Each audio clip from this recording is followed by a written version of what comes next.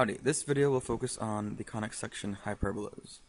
As you see right here, we have a double napped cone intersected by a plane through both sides of the cone, which is parallel to the cone's axis. Now, a hyperbola is the set of all points in a plane such that the absolute value of the difference of the distance from any point on the hyperbola to two given points called the foci is constant. Wow, that's a confusing definition, but I'll go and explain that in a second.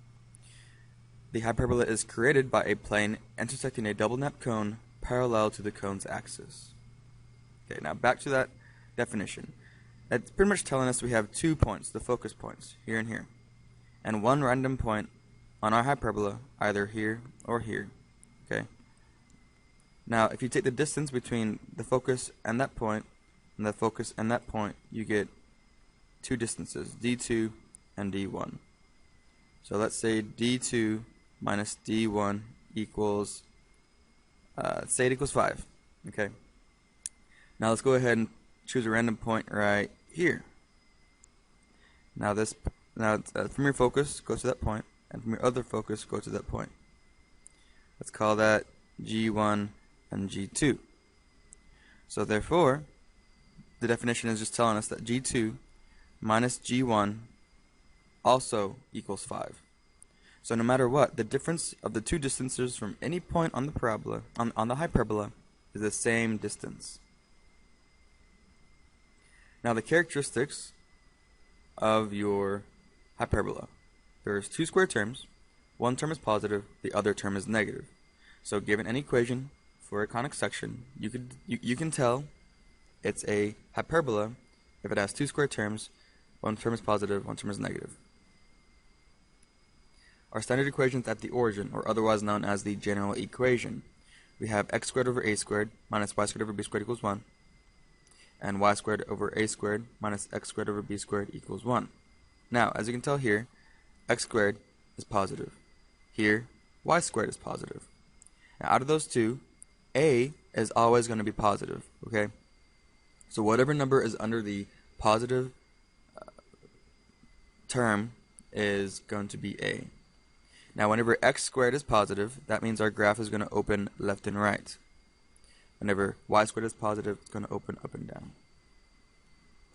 Now our standard equations, our actual standard equations, we have x minus h squared over a squared minus y minus k squared over b squared equals 1, as well as y minus k squared over a squared minus x minus h squared over b squared equals 1. So the left side we have x squared positive, and the right side we have y squared positive. So whenever you have x squared, our equation is going to open horizontally or left and right. Whenever you have y squared, our equation is going to open vertically or up and down. Whenever you have x squared being positive, then your vertices will be h plus and minus a comma k. So we're going to add a to h, this a right there. And then whenever y squared is positive, you're going to add a to k to find your vertices. And taking a from the same a squared right there. For your foci, your two focus points, you're going to add c to h. Let me find c in a little bit. Whenever you have y squared, you're going to add c to k to find your focus points.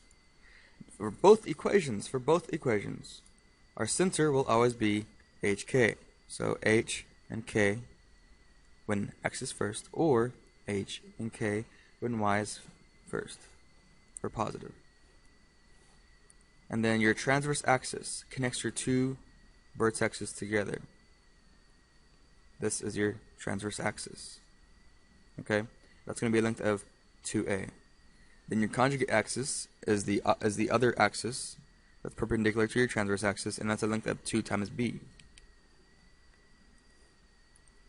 Now c, so what we were talking about earlier. We have a squared plus b squared equals c squared, and that is how you find c squared. So you're going to take your a squared, take your b squared, add the 2, and then to find c, take the square root of a squared plus b squared. So that's how you find c.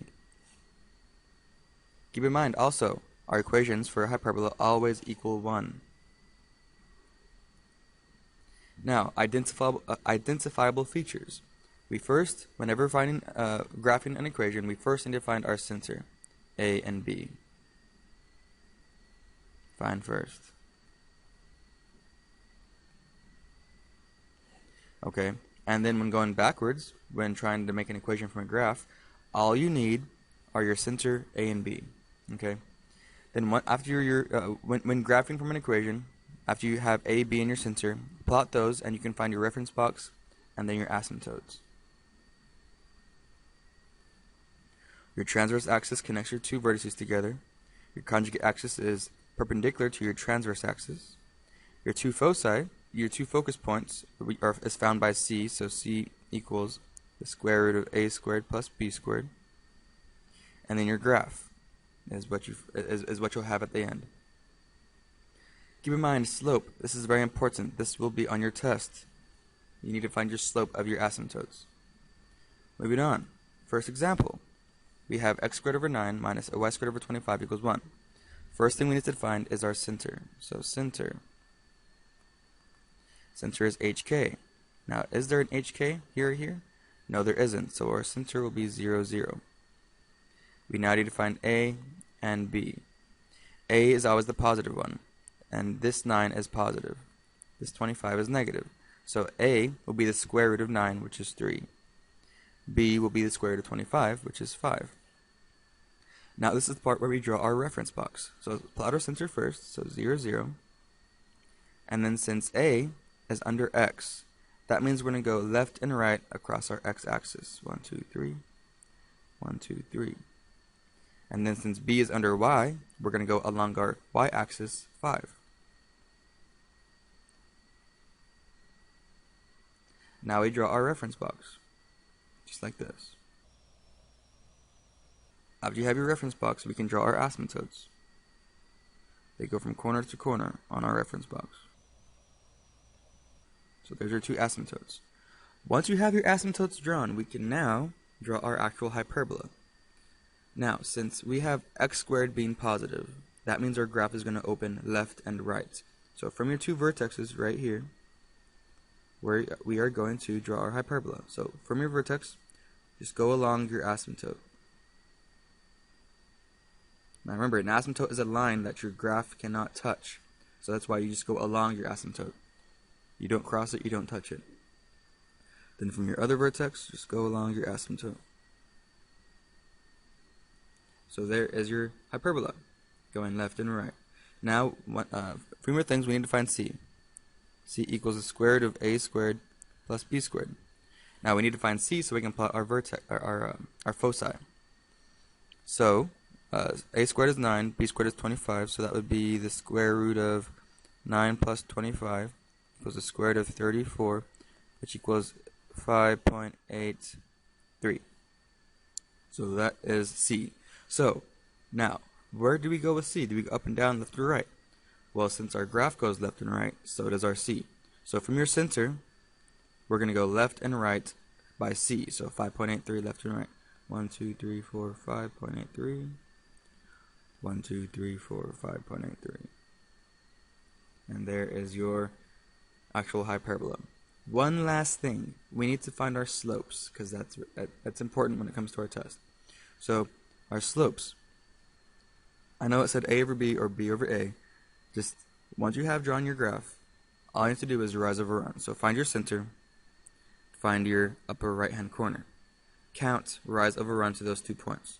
Rise would be 1, 2, 3, 4, 5. Run would be 1, 2, 3. So your slope of your asymptotes would just be plus or minus 5 over 3. Now we did plus and minus because we have 2 asymptotes. We have one going this way, we have one going that way. That's why we have plus and minus. Same slope, different sign. Now, next example. We have x plus 1 squared over y plus 1 squared over 16 minus x minus 2 squared over 9 equals 1. So we first need to find our center. Our center is, it's going to be hk, we have h, and we have k. Opposite sign would be 2, negative 1. Now we need to find a, and we need to find b. A is the positive one. A is 16. Well, a squared is 16, and b squared is 9. So we need to take the square root of 16, which is 4. Square root of 9 is 3. Now we can plot our center and draw our reference box. So our center is 2, negative 1. And since a is under y, that means we're going to go along our y-axis, so up and down 4. 1, 2, 3, 4. 1, 2, 3, 4. And then the other way for our b. So 1, 2, 3, left and right. Now we can draw our reference box. Here, here, there, and there.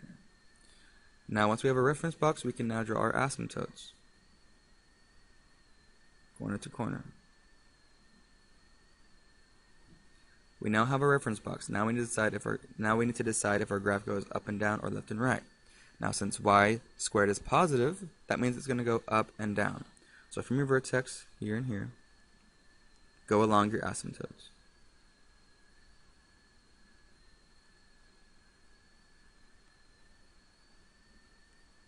Okay.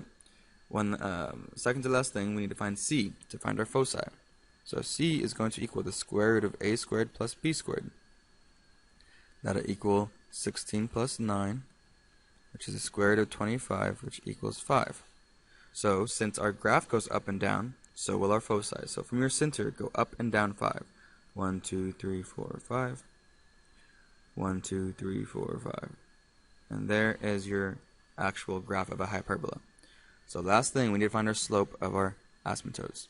So slope will be rise over run from your center to the upper right hand corner. So from your center, up 1, 2, 3, 4, and run 1, 2, 3. So it'll be plus and minus 4 over 3. Okay? Now next, last example, we have 9x squared minus 4y squared equals 324. Our equation doesn't equal 1. So how do we get our equation to equal 1? Right there. We're going to need to divide by 324.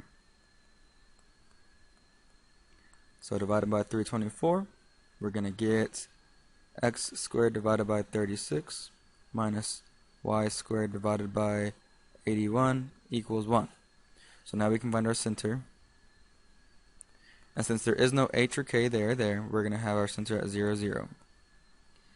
And then a, since a is positive, a squared would be 36. And the square root of 36 is 6.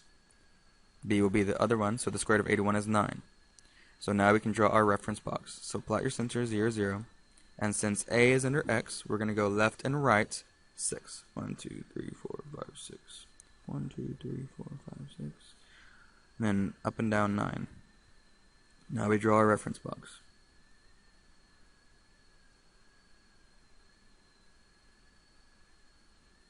Now we draw our asymptotes from our center to our corners.